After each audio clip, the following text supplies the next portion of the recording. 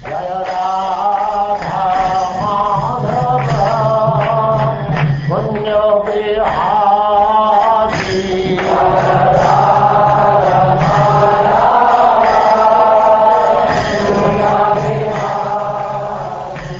now Chapter 4. Vidura approaches Maitreya.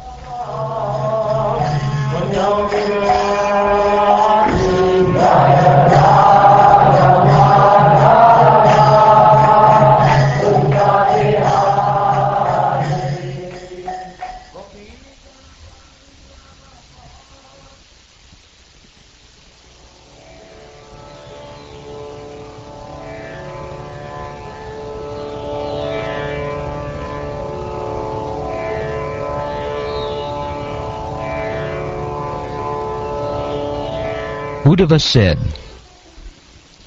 "Thereafter, all of them, the descendants of Vrishni and Bhoja, being permitted by the Brahmins, partook of the remnants of prasad, and also drank liquor made of rice. By drinking, they all became delirious, and bereft of knowledge, they touched the cores of each other's hearts with harsh words. As by the friction of bamboos destruction takes place, so also at the sunset, by the interaction of the faults of intoxication, all their minds became unbalanced, and destruction took place." The personality of Godhead, Lord Sri Krishna, after foreseeing the end of his family by his internal potency, went to the bank of the river Sarasvati, sipped water, and sat down underneath a tree. The Lord is the vanquisher of the distresses of one who is surrendered unto him. Thus, he who desired to destroy his family told me previously to go to Badarik Ashram. Yet in spite of my knowing his desire to destroy the dynasty, O Vidura, I followed him, because it was impossible for me to bear separation from the lotus feet of the Master. Thus following, I saw my patron and master, Lord Sri Krishna, sitting alone and deeply thinking, taking shelter on the bank of the river Sarasvati, although he is the shelter of the goddess of fortune. The Lord's body is blackish, but is eternal, full of bliss and knowledge, and very, very beautiful. His eyes are always peaceful, and they are reddish, like the rising morning sun. I could immediately recognize him as the Supreme Personality of Godhead by his 4 hands, different symbolic representations, and yellow silk garments. The Lord was sitting, taking rest against a young banyan tree, with his right lotus foot on his left thigh. And although he had left all household comforts, he looked quite cheerful in that posture. At that time, after traveling in many parts of the world, Maitreya, a great devotee of the Lord, and a friend and well-wisher of the great sage Krishna-Dvaipayana Vyas, reached that spot out of his own perfect accord.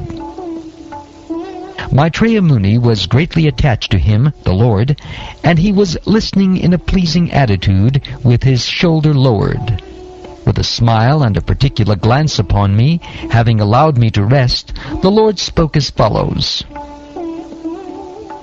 "O Vasu, I know from within your mind what you desired in the days of yore, when the Vasus and other demigods responsible for expanding the universal affairs performed sacrifices. You particularly desired to achieve my association. This is very difficult to obtain for others, but I award it unto you. O honest one, your present life is the last and the supermost, because in this term of life you have been awarded my ultimate favor. Now you can go to my transcendental abode, Vaikuntha, by leaving this universe of conditioned living entities. Your visit to me in this lonely place, because of your pure and unflinching devotional service, is a great boon for you.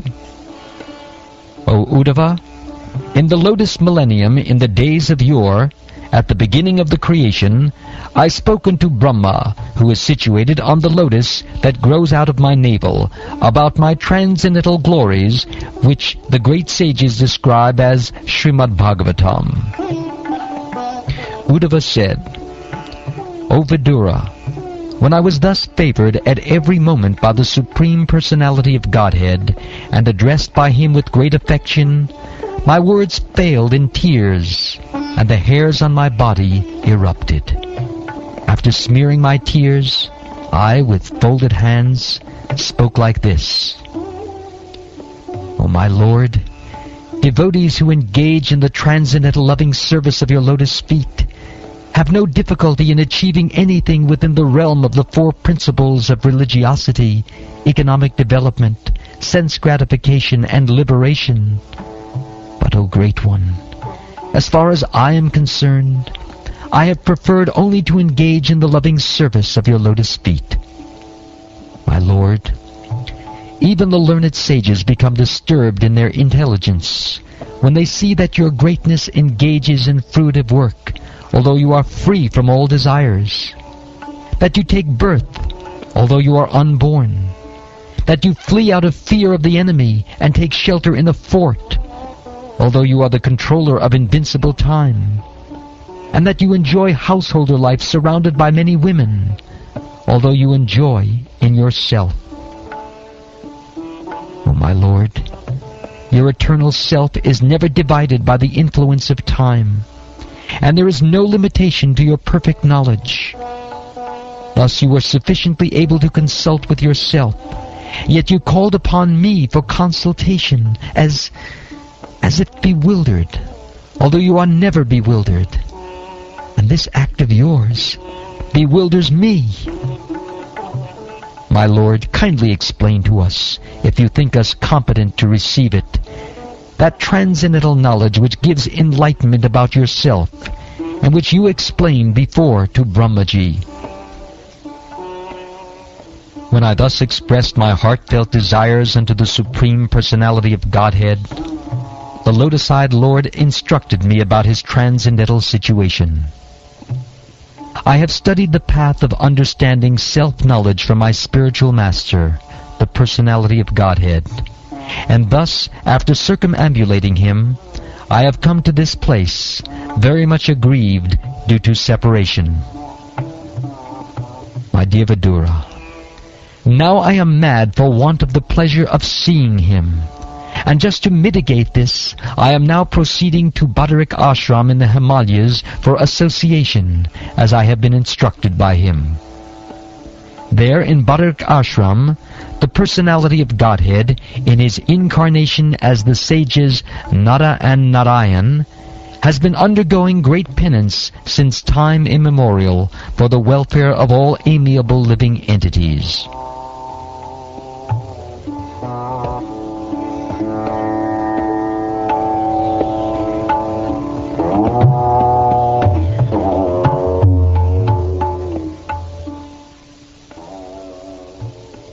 Sri Shukdev Goswami said, after hearing from Uddhava all about the annihilation of his friends and relatives, the learned Vidura pacified his overwhelming bereavement by dint of his transcendental knowledge.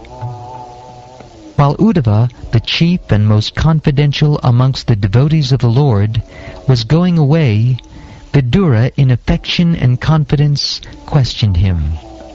Vidura said,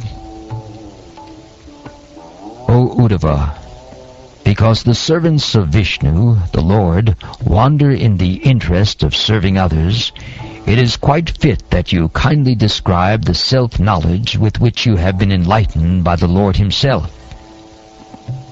Sri Uddhava said, you may take lessons from the great learned sage Maitreya, who is nearby, and who is worshipable for reception of transcendental knowledge.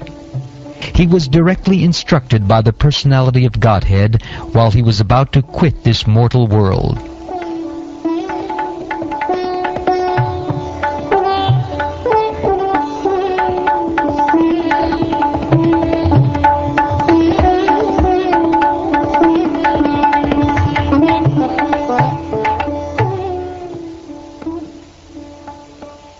Shukdev Goswami said, O King, after thus discussing with Vidura the transcendental name, fame, qualities, etc. on the bank of the Yamuna, Uddhava was overwhelmed with great affliction. He passed the night as if it were a moment, and thereafter he went away. King Parikshit inquired, "At the end of the pastimes of the Lord of the Three Worlds, Sri Krishna, and after the disappearance of the members of the Vrishni and Bhoj dynasties, who were the best of the great commanders, why did Uddhava alone remain?" Shukdeva Goswami replied, "My dear king, the cursing of the Brahmins was only a plea, but the actual fact was the supreme desire of the Lord. He wanted to disappear from the face of the earth after dispatching his excessively numerous family members. He thought to himself as follows: 'Now I shall leave the vision of this mundane world, and I see that Uddhava, the foremost of my devotees, is the only one who can be directly entrusted with knowledge about me.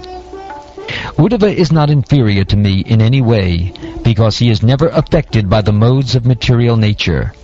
Therefore, he may remain in this world in order to disseminate specific knowledge of the personality of Godhead.'"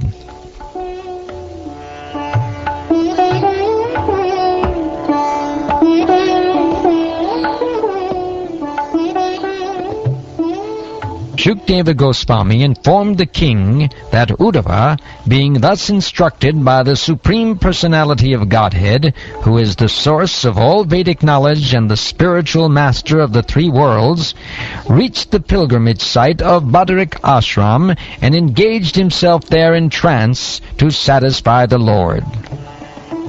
Vidura also heard from Uddhava about the appearance and disappearance of Lord Krishna, the Supersoul, in the mortal world, which is a subject matter sought after with great perseverance by the great sages. The Lord's glorious acts and his acceptance of various transcendental forms for the performance of extraordinary pastimes in the mortal world are very difficult for anyone other than his devotees to understand, and for the beasts they are simply a mental disturbance. Understanding that he was remembered by Lord Krishna while quitting this world, Vidura began to cry loudly, overwhelmed by the ecstasy of love. After passing a few days on the bank of the river Yamuna, Vidura, the self-realized soul, reached the bank of the Ganges, where the great sage Maitreya was situated.